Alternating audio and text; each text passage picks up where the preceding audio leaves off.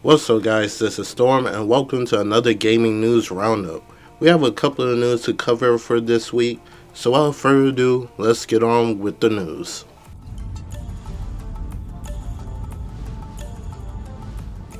According to Jez Corden from Windows Central, he said Xbox Project Mara, that is being made by the team behind Hellblade, is being shelved, and he said Ninja Theory has shifted their attention to Hellblade 3 as his priority. A lot of media outlets and other people have assumed when he said show that means Project Mara is being canceled, but he later clarified and said it's not being canceled, it's just being showed. The team could always come back to it. My thing is, when it comes to Project Mara, we hardly know anything about it. I did ask some people on social media what was this game even about, because I believe this was revealed like 2019, 2020 or something like that. Let me double check to make sure. But the people on social media told me this game was supposedly focused on like mental issues and stuff like that. It was basically supposed to be some type of horror game, I guess.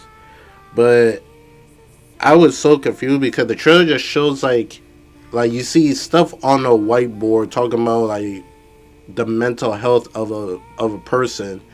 I guess you see like a character and stuff, and you just see like a office space that leads to like a staircase,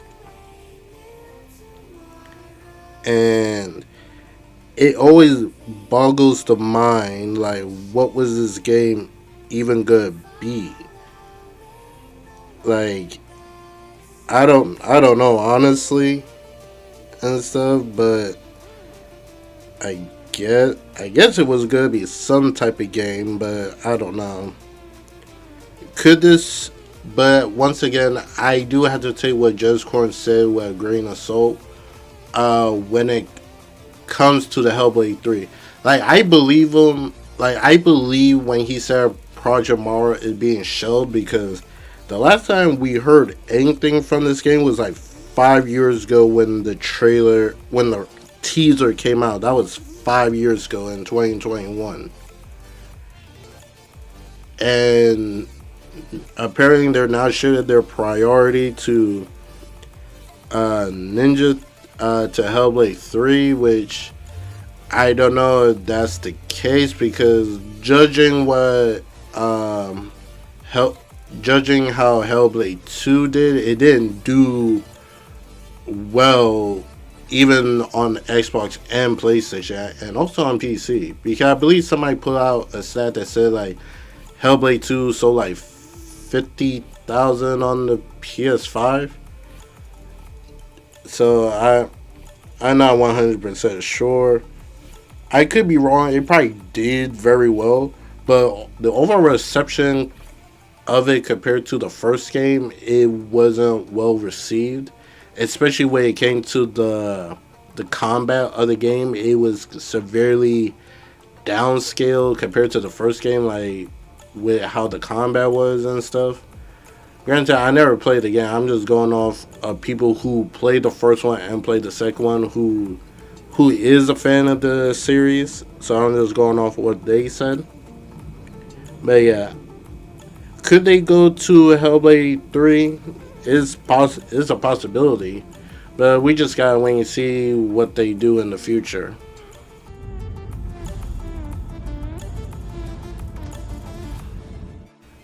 Apparently, we might have a special tease going on in March.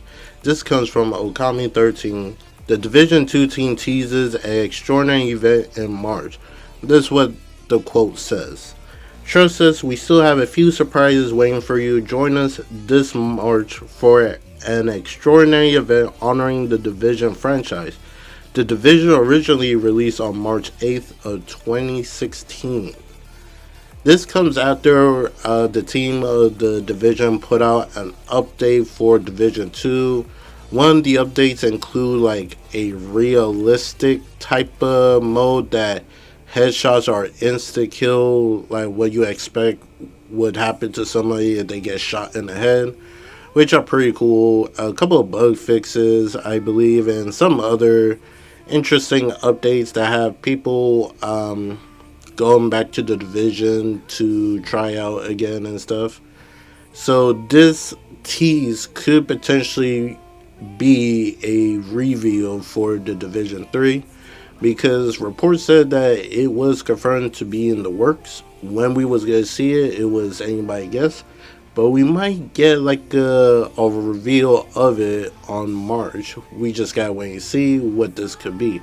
For we know, it probably have nothing to do with the Division 3, but we'll see what happens.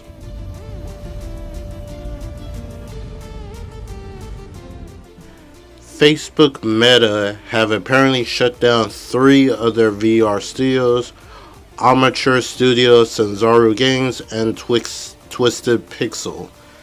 And this is a pretty devastating news. The fact these three studios just shut down, and apparently there is a rumor of a fourth one, which is Camouflage.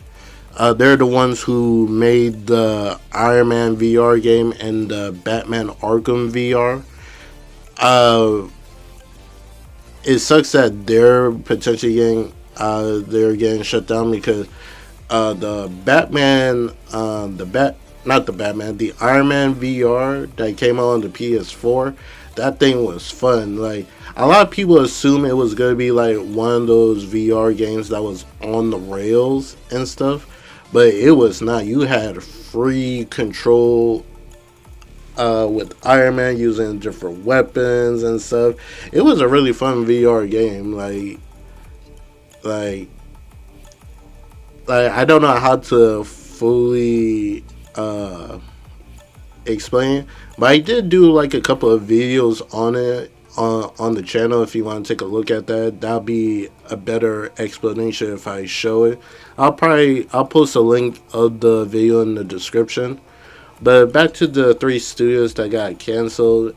I'm not familiar with Armature Studio and Twisted Pixel, but for Sanzaru, they are the ones who did the Sly Cooper, one of the Sly Cooper games, and they also did the God of War collection for 1, 2, and 3.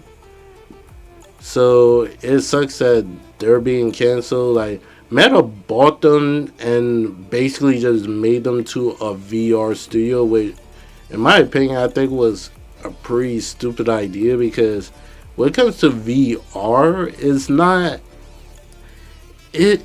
It could be a thing, but we're just not at the point that it's gonna be like one of the default ways we play games. Like until VR get into a more better state, people will always use a mouse, keyboard, or controller, or even handheld devices to play their games and stuff. VR is just VR is a niche way to play games, and oftentimes we don't really get good games that would benefit a VR system.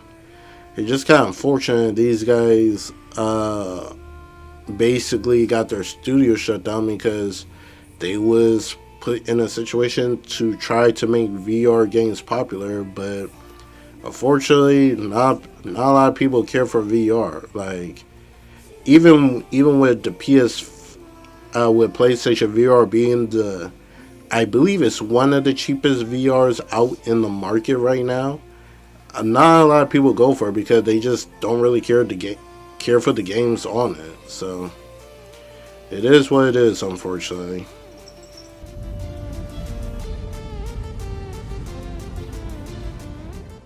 We got reports that the PSSR 2 is coming soon. If you don't know what that is, the PSSR 2 is the next big update that's coming for the PS5 Pro that will be able to give it FSR 4 level of basically FSR 4 level of power that's on the current graphic cards on PCs, which Mark Cerny, who is the head designer for PlayStation for the PS5, has been working on for a while with, I believe, with AMD, and it says that the PSSR2 will be able to give the PS5 Pro a frame rate boost, improve image quality, and upscale classic games. One of them was with the it'll be able to run games at a higher resolution at 120 frames per second. Basically, improve image quality and stuff, which sounds all pretty good. It said the update should come out between January going to March, and I believe it will be, if it does, and what they say it could do could happen, then that would be extraordinary, especially the games that we got coming out. Because I believe a lot of games will definitely, a lot of games definitely would benefit from this update. Like, they got a couple of games coming out, like Soros will definitely improve. Like, could you imagine how Phantom Blade Zero and Wolverine and stuff? That thing will look crazy. Especially some of the trailers that we have seen, like for example, the Marvel Wolverine gameplay trailer. They said that was running on a PS5 Pro. So already it definitely looked really good. So if this update could make that look even better, then I'm all for it. I'm all for it day one. When I already have a PS5 Pro, but if the update is exactly what they say they do, then I will definitely benefit from it in the long run.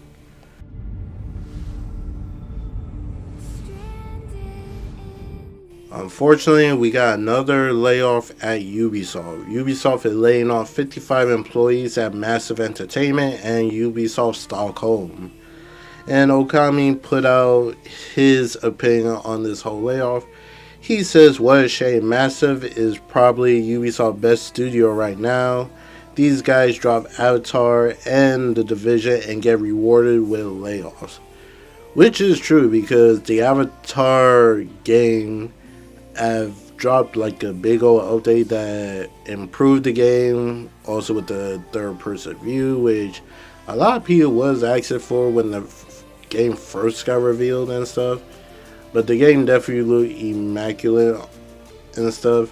And this whole thing with the Division, they having an event on March, and the update for Division 2 is like, it's kind of crazy that he is right. They're hard work, and this is what they get. But unfortunately, this is not only Ubisoft. It's happening across the gaming industry in general and stuff, which really sucks for people that do amazing job, and this is what they get. I'm really hoping it improve going further into the year. But but in my opinion, that's just wishful thinking on my part. Like, what more I can say? It sucks for everybody that's affected by it.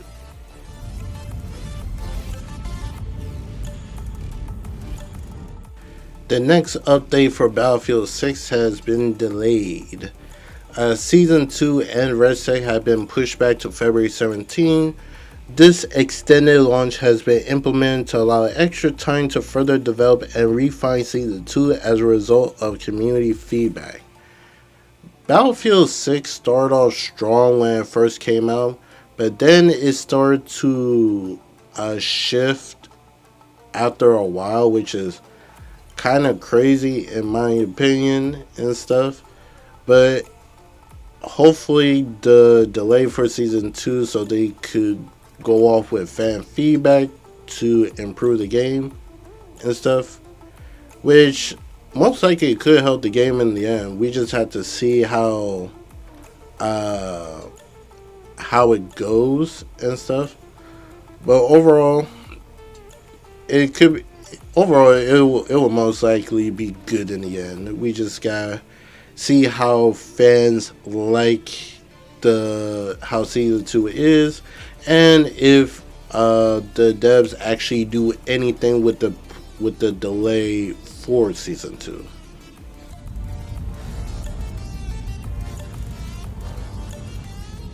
Now, this was a very interesting to see. The former Activision CEO Bobby Kotick had put out a comment on the whole, basically performance of the latest Call of Duty game. You don't know who this is. This guy made a bunch of money of selling Activision Blizzard to Microsoft after the whole FTC court thing and stuff. And he basically got his golden parachute and dipped once Microsoft got the company. But his statement evolving around the sales claims in the legal filing. Call of Duty sales in 2025 were 60% lower compared to 2024. This was his comment. He said COD is on track to perform over 60% below last year because of intense competition from titles like Battlefield, destroying the FTC now defeated argument about the lack of competition in the first-person action game category. So that was one of the stuff that the FTC complained about and stuff, that it was going to ruin competition from other first-person shooter games. But he clearly pointing out, because of Battlefield, the sales for Call of Duty is dropping way lower than it did in 2024. And that could be the case too, but the thing is, another thing he's failing to realize is probably because people are finally tired of Call of Duty, of what they're doing and stuff. With the whole season and battle pass and stuff, they made out multiple statements that they was going to try to change some of their stuff and all that. Like, this had been a long going thing going on with Call of Duty and the players. Like, they're not liking these type of stuff. So the 60% less in sales, that could be a part of Battlefield that also playing a part, but it also could be fans are probably just tired. It could be as simple as that also. So I don't know why he waiting out to try to say this is like a gotcha moment and stuff. But like, I don't. It's kind of weird that he's making a comment on this now when he already got his money. He's good. He's set. Like stuff that goes on in Activision and stuff, that's no longer his problem for him to worry about. Man, I guess he wanted to get one another laugh off at the FTC, but it's whatever.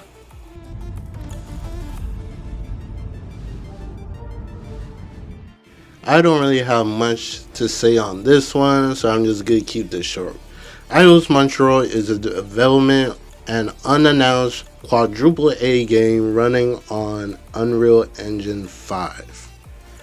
All I have to say with this is, look what happens to the Xbox Initiative, who people claim that they were going to be a quadruple A studio. That's all I have to say. Look at what happened to them, and never use the word quadruple A game or studio, and you might turn out fine. That's all I have to say.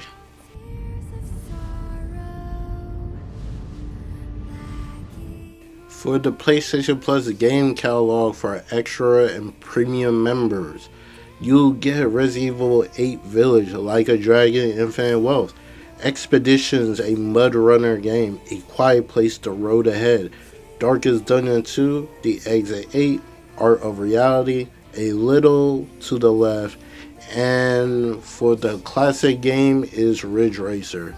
A lot of people complain about the games for classic, which I agree with them that if you're not gonna put that much effort to bring classic games to the premium tier like how you used to, I believe you should just lower down the price if it's gonna be that case, because it doesn't make sense people paying that much and who actually do play the games that comes into classic, and they're hardly getting games out of it. So that's my opinion. I mostly stay around with extra and stuff because I don't really play the games that be in the classic category and stuff. So I mostly just stay with extra and stuff. But for those those who who play the classic games on premium, they should definitely get like a lower. They should really drop the price low for the premium tier if they're not gonna put that much effort in the classic games, in my opinion.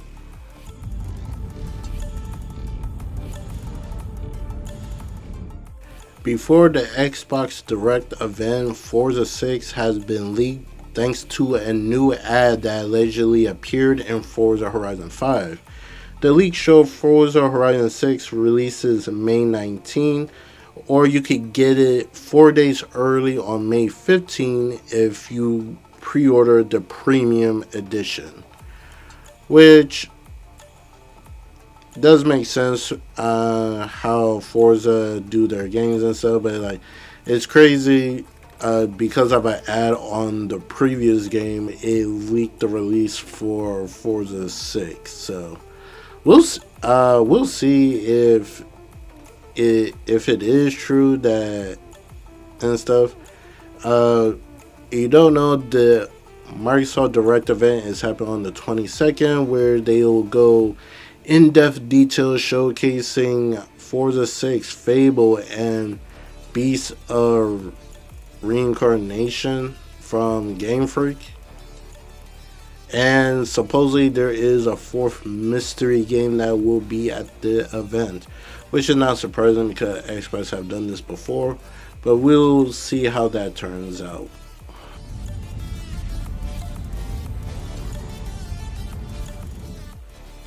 It was announced a new Life is Strange is coming this year, official reveal on January 20th at 10 a.m. Pacific Time, 1 p.m. Eastern Time.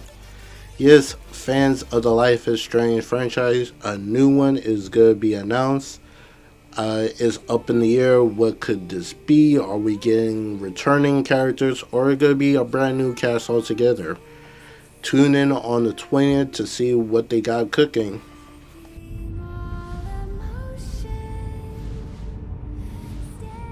We're going to end off this video talking about the new information that we got from Resident Evil 9 Requiem showcase that was shown on January 15. We got a little bit of story detail about Leon and Grace that'll be the main focal point for RE9 and the possible challenge that these two characters will face in the game. Alright, the story information we have: Epolis is the mystery connects Leon and Grace. Multi-difficulty, casual with aim assist. There's 3 different difficulty settings. There is one that's casual, that's easy. There is standard casual, which is medium, I believe, and there's classic standard. So there's like classic, casual, I believe, and casual classic. I believe those were the difficulties. And the other one is the last one is the new name for hard mode. You'll be able to switch between first person and third person view with Grace and Leon. You could switch at any time depending on how you want to play the game. Dev curated mode switch between both. Leon and Grace both playable.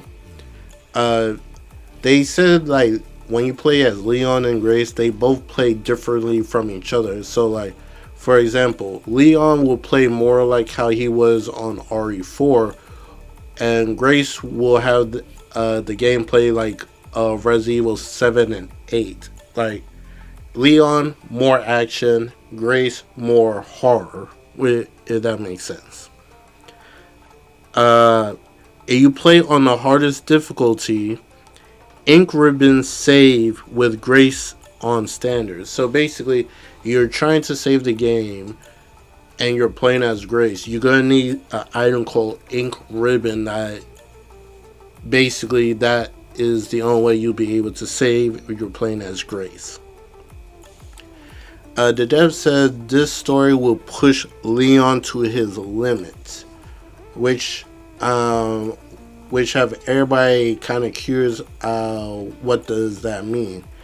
And we could clearly see something going on with Leon, especially he has like some type of black marks on his neck, so that could definitely would most likely definitely be explored in the story.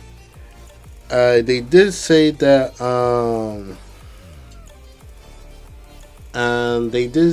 Leon, what was it? What did they say about Leon? Crap. I literally just had it in my head.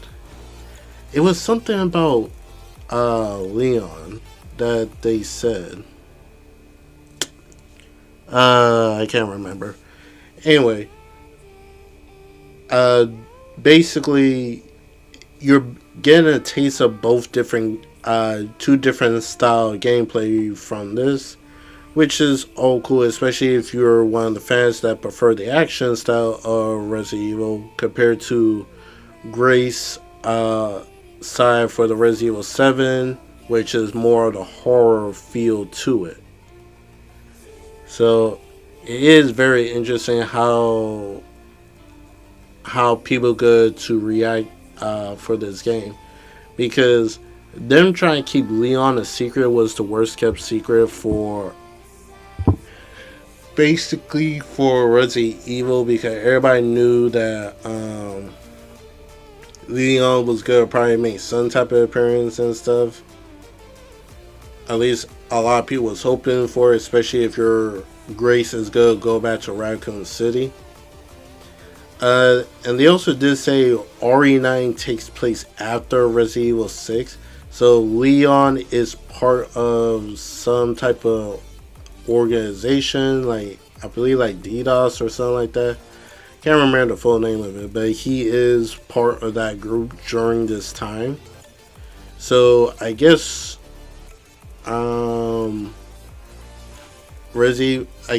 people who dislike RE6, it's canon to the main story, and this game does take place after it, to be honest, which I found kind of interesting. RE9 taking place after RE6, especially there was no mention of Leon in 7 and 8, but Chris Redfield did made appearances in those two games. But either way, so are you guys excited for RE9? The game is set to release on February 27th, and for what I could tell how people reacted from the showcase, it is delivering a lot of what fans like about other Resident Evil games combined into one package, especially if you prefer one playstyle than the other.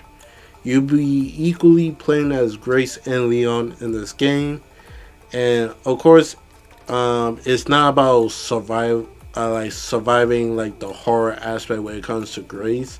She is able to use guns. She able to use blood vials from the affected and cause them to explode on others. And one thing I found interesting is when you're aiming down the sight with Leon, his aim is steady, but with Grace, you definitely see the shake in her arms and stuff, which I found very interesting, especially if she's not used to holding a gun. But either way, if you want to see the rest of the showcase live stream, I will post a link in the description. So what do you guys think? Are you guys excited for Resident Evil 9? Is this on the top of your list of games that you're looking forward to play in 2026? Or are you looking forward to what you might see from Life is Strange returning?